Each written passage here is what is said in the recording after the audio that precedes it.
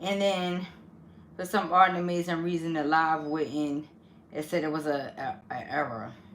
Anyway, meanwhile, back at the range, just a random thought moment, vibration control. So, first off, I'm mad that I even got to do this live twice. But anyway, vibration control. You know, in New York, this is something that many people was not aware of, and they still not aware of. But there was an actual Buddhist female that came to New York to a cathedral and decided that she was going to make her transition over there. Why? This is considered a sacrifice. Not in a negative way. Mind you, she was a Buddhist and came to a cathedral and sat in there and passed away to raise the vibration of that area, of the New York area. Most people are not going to notice. Go look it up, but it happened. There were monks that came to a particular state. I don't remember which state it is, but there was monks that came to a particular state, and they was placed around the state to raise the vibration. The people not knowing that they even there. Now, in order for these things to take place, in their culture, they would have to literally sacrifice their access to the higher realm, to the rainbow body. In turn, in that, they still get to access it because they was willing and open to sacrifice to that degree. Meanwhile, the population doesn't know that these monks is even surrounded by their state, raising their vibration, reducing crime rate, and so on and so forth. This was an experiment that took place in their culture that would be considered showing off. So, that just lets you know that vibration is real. Now, most people are not aware of the rainbow body, and the rainbow body could take place in any system. It just depends on how well you understand your system. But the rainbow body can happen in any system. Now, if you do some research, you'll find out that the rainbow body is accessed by detaching from all human desires for the most part, and the lack of fear of death. That's what the rainbow body consists of, outside of knowing that in order to remove that fear, you have to have a full understanding and belief that vibration does not end, it does not cease, it does not stop. Leading us to the point where I had to come to the realization that as a majority, we don't even die, right? And that's freaking embarrassing as hell, right? They're not getting buried in the dirt. They're not being put in mortuaries. They literally pass away in a particular form and still exist. Now, according to certain stories and documentaries that I read, there's no rot involved. So that lets us know that we're not doing this correctly in the first place. Secondly, there's a shortcut and there's a long cut. In order for this to take place in that system, they had to take the long cut. Anybody can become a Buddhist, that's obvious. But in that, you have to release and detach from all things. And then the ground. So this is what brings me into this heaven and hell question. You make it into heaven if you're married. You make it in heaven if you do all well. You make it into heaven if you forgive. You make it into heaven for all of these things. That's cool. So, do we not see the similarities in the story? Do we not see the similarities in the story? The problem here is if you go into the Bible, into the Quran, into Ifa, into Santeria, into all of these things, most people are going to these systems. They're asking for money. They asking for wealth. They asking for love. They asking for this. They asking for that. But they not really asking for a true purification of negative energy. That's not what they asking for. And so you accumulate all of these things, and technically you still don't make it to heaven. How do you go into any of these systems? You ask for all these things, you pass away, and you rot. Meanwhile, you got Buddhists out here that ask for none of these things. They don't rot, and they still exist in the afterlife and have proof of it. How does that work? How does that work? They don't judge on any religion, any spiritual belief, any of that. How do you know? Because if they did, why would they surround the city or a state to raise the vibration? Excuse me. Why would they do that? Why would they surround, and you can look this up, why would they surround the entire state without anybody knowing to raise the vibration of the people in it? And these people in the state, it's of all types of belief. So this lets us know that judgment is a lower vibration.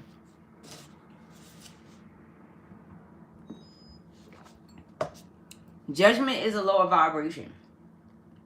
People have been fighting over the same thing for millions of years. My system is better than your system. My system is the right way, this, that, and the third. Nobody looks for the history, the background, the concept, why it's given, why, what does it mean, how do you really master it? They master the physical aspects of it. Most of the people, you know, you follow the basic rules. But if you think about it,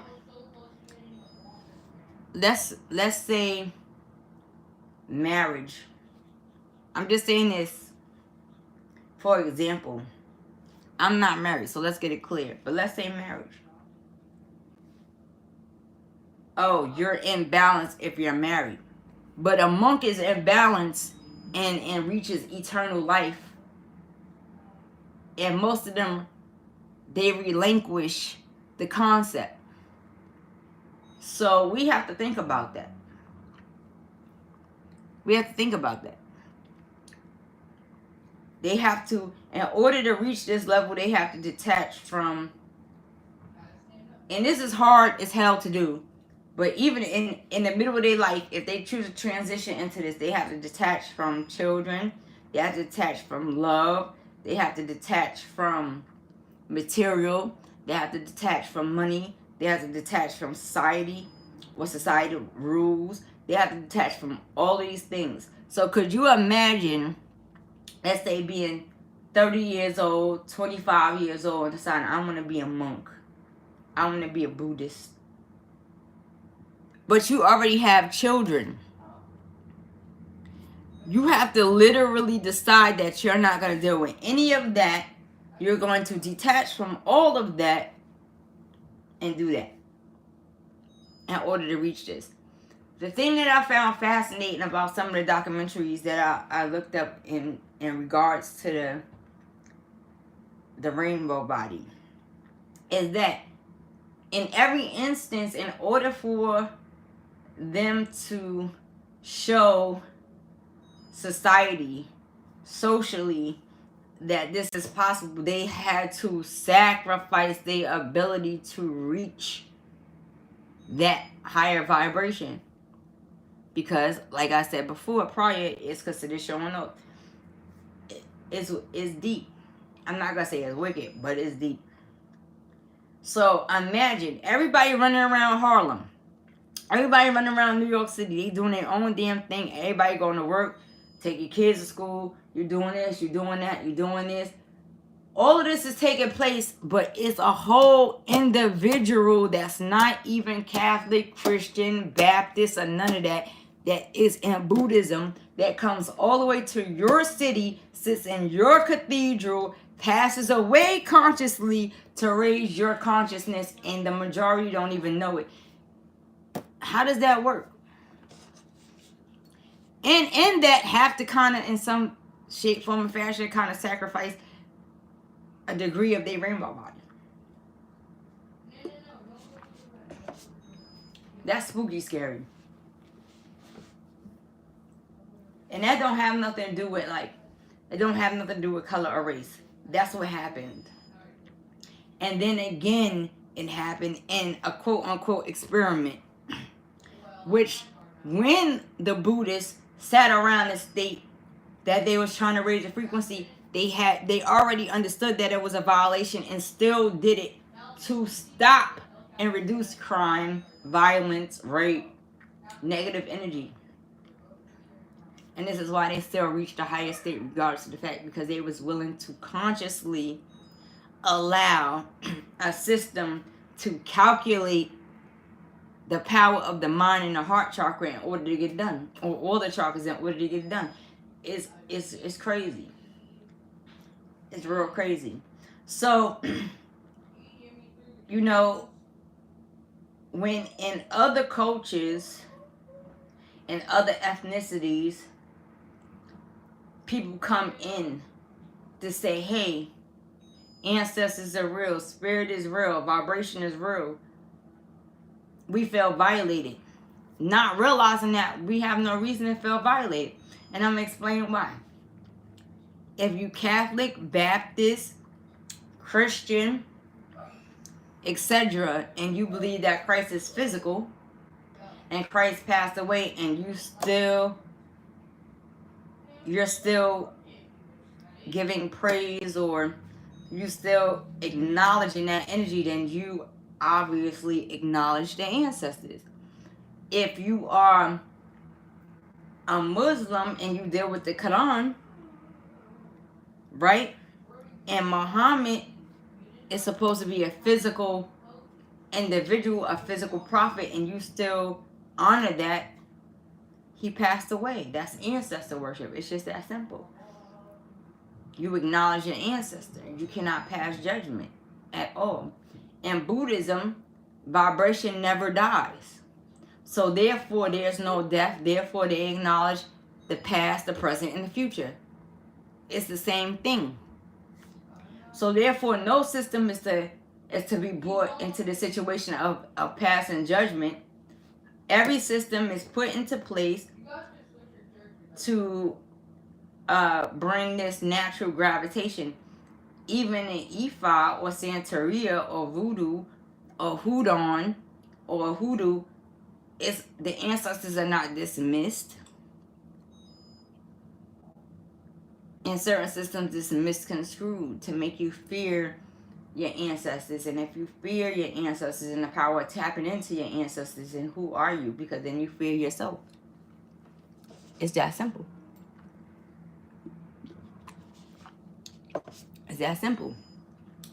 So, in any of these systems, no one can stand on or state that they do not respect or honor ancestor worship. They cannot say it's not possible, it makes no sense, it doesn't even go together.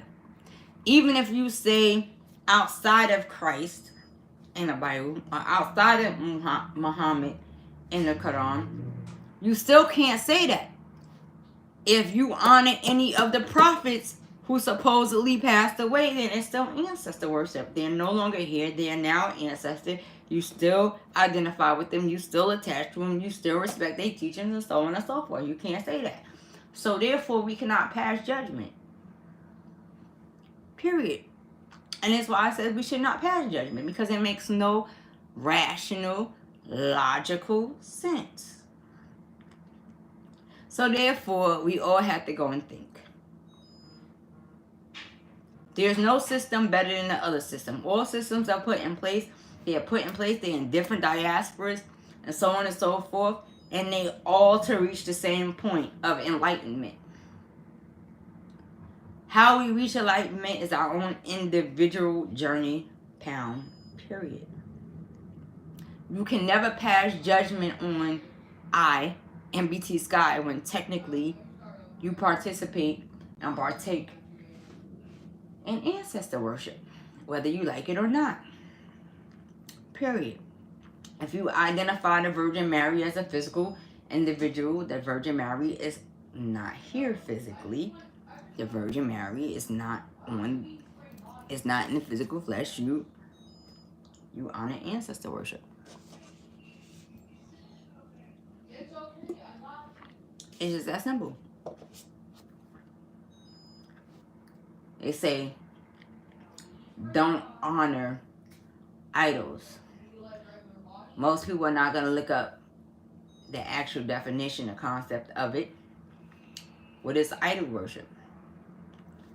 Christians stand before a cross. Cool.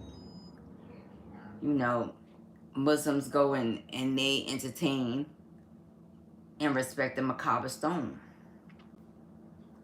In Ifa is the Orisha. In Santeria, Simula. In Voodoo, Simula. So, technically, what is the difference? The difference is the group of individuals that are looking at this wrong. Period. You're looking at the cross, but you don't understand what the cross represents. You're looking at the macabre stone, but you don't know where the macabre stone came from. And you're looking at the Orisha in the statues, but you don't understand what they mean. You don't understand the colors. You don't understand the position. You don't understand the colors, the position. Even in Christianity, you don't understand it. It's not there. The understanding is not there. What you see is a man on a cross.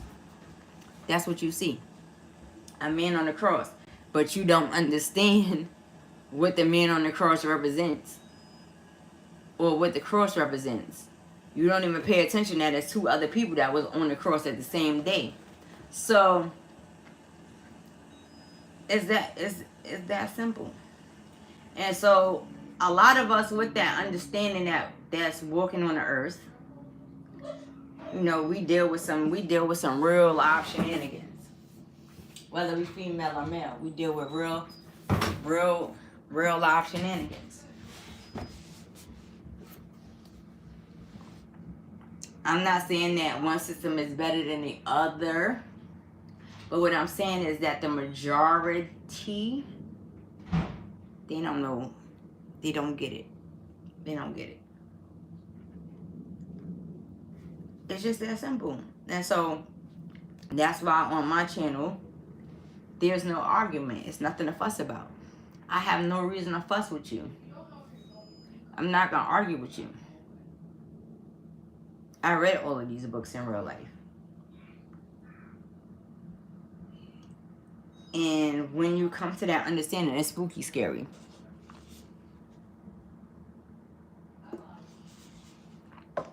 When you realize that a knock-kneed individual is here for a reason, a bow-legged individual is here for a reason, a straight-legged individual is here for a reason, you really get the understanding of the as above, so below concept. And it's spooky because it lets you know that we are nothing and everything at the same time. We are nothing and everything at the same time. That's how spooky it is. When you come to that level of understanding, it automatically humbles you. Now, meanwhile, back at the ranch, I'm human. I do wrong. I do right. I'm not always right. I'm not always wrong, so on and so forth. But if you can read any of these books and don't realize that you are literally minuscule on the entire planet, then you have not read any of these books and you have not come to a real understanding in real life. You cannot pass judgment on somebody who throw bones or read cards or any of those things. The moment we start doing that, then we have to go somewhere else. That's why they say a picture speaks 1,000 words. And I already spoke about that, so I'm not going to get all the way into it. Even with numbers, you count money all day. You count change all day. You count. But every number means something. The whole universe is built off of ones and zeros, and so is computers, right? But y'all don't know that. And now we've advanced into artificial intelligence. And like I said in the previous video, it's artificial because that's what it is. It's artificial intelligence. It's artificial. It will never trump natural intelligence. Let me get this in. I'm live. It will never trump natural intelligence.